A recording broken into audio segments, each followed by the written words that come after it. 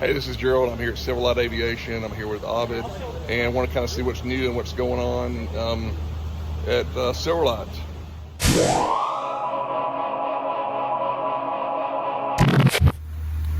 Okay, Abid, tell me about this motor you got here. What's? It looks like your normal Rotex. What's so different about it? Exactly. It looks exactly just like a normal Rotex 912 ULS, 100 horsepower, except it's 114 horsepower because it has a big bore kit in it. So this is something that is done in Mississippi by Ronnie Smith and his son. So this is the first machine we are using with that. Customer in Tennessee is getting this one.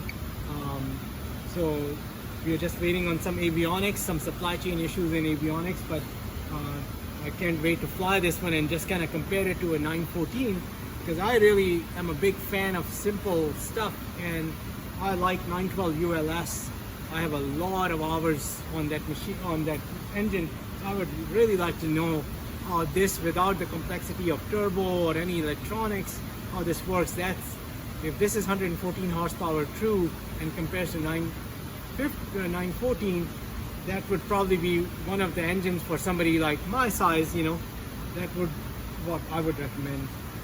But you're still doing the 915, you still got the turbo, everything else. Yeah, we have 915, 1, 2, the third one sitting over there, and a fourth one in the works. So we got 4 gyros well, this one is already finished. That one just got finished today and needs to be airworthy.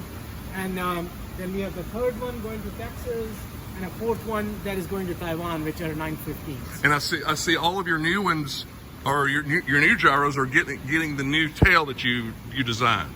That's correct. This is our sort of new tail that we designed in 2020 to make. One of the complaints from some customers was at high speed using the rudder on our gyro, because the rudder is so big.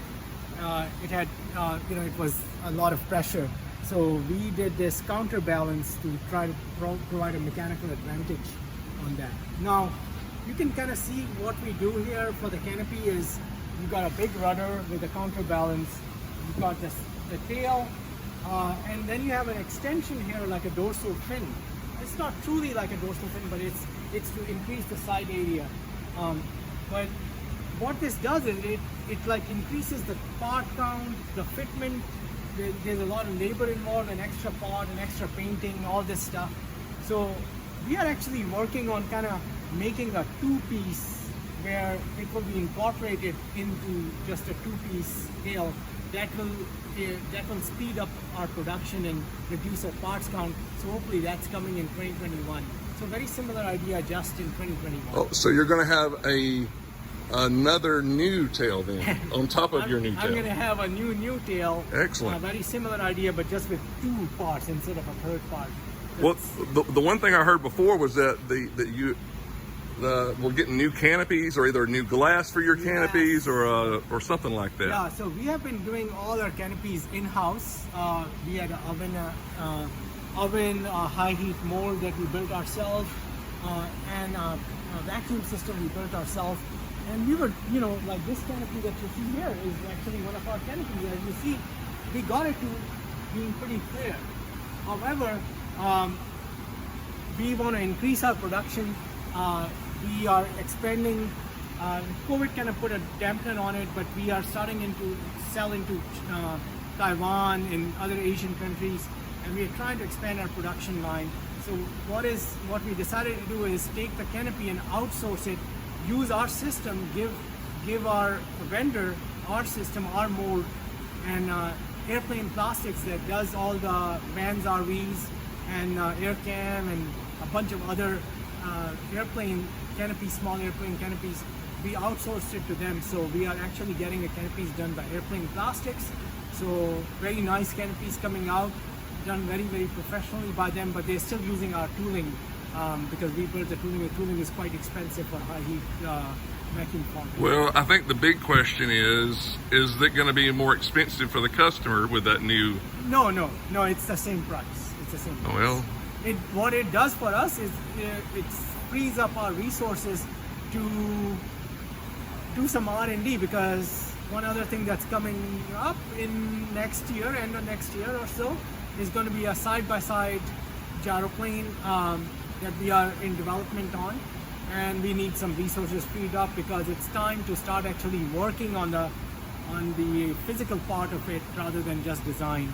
And so we're going to be doing a prototype in 2022, and we needed some resources freed up, man hours freed up for that.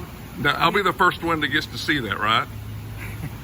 I'll make sure you get to be the first to see that. All right. But we got investment from a public company. We are owned.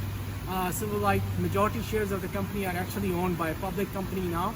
So they have brought in resources so we can develop the side-by-side machine and provide some more resources in that direction.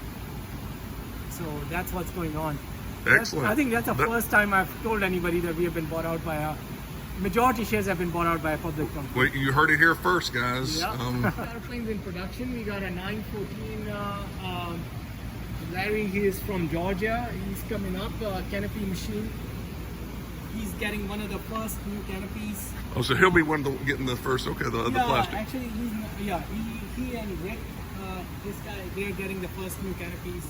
Okay, tell me about what 915s you already have going out. Oh, so we have this 915 that's just done, and it's available for sale, 125K, fully loaded. MSIS engine monitor and a Horus PFD with attitude sensor on it, MGL radio, STX 165 Sandia transponder, U-Avionics ADSP, iFly GPS, ADSP in and out, weather and traffic on it.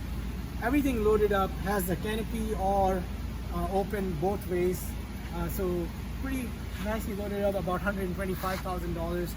It's available for sale. Somebody is really interested in it, so hopefully it'll get airworthy into the company's name, and I think somebody's already looking to buy it. So, but yeah, we just finished this one. There's a 915 that will be done, and shortly. We had some supply chain issues in 21, but we are catching up on that. That's going over there. That's going to Texas. We got a 915 there going to Arizona. Then we got that 915 over there that's going to paint today and is going for Texas. That yellow 915 that with the canopy that's sitting there is going to Arizona and Montana. Customer there. This the 912 ULS with the big bore kit, that's also a canopy machine that's going to go to Tennessee. This one right here, another 914 with a canopy, is going to Georgia. So that's what we have in the line, and then after that we have 3 more machines in line that are in the stage of just frame and body right now. That will be going. One actually remains in Florida, and 2 others go to Taiwan. Now, all right, so then the next time I come out here, I should be able to see a different glass canopy, maybe a new tail, and maybe then you can also show me the at least on the computer what your side-by-side is going to look like. Can I maybe get that? Or? I'll give you a peek of the design of the side-by-side. Okay, cool. Outside design, absolutely. Yeah, we are definitely working on it. There is a budget for it, and that's the reason why we outsource the canopy, so we can get some man hours here free of charge, because we're basically going to start working on the plug for making the side-by-side. The side-by-side is going to be different than other side-by-sides that there are right now. It's going to be more equivalent to, like, say, buying a RV12 or something like that. You'll have similar baggage compartment as a RV12. You can put what you can put in an RV12 into that, and hopefully you'll have closer speed to a RV12 in a gyroplane. Excellent. All right. Well, thanks for taking the time with me today, Abid. Yep. No problem. Thank you.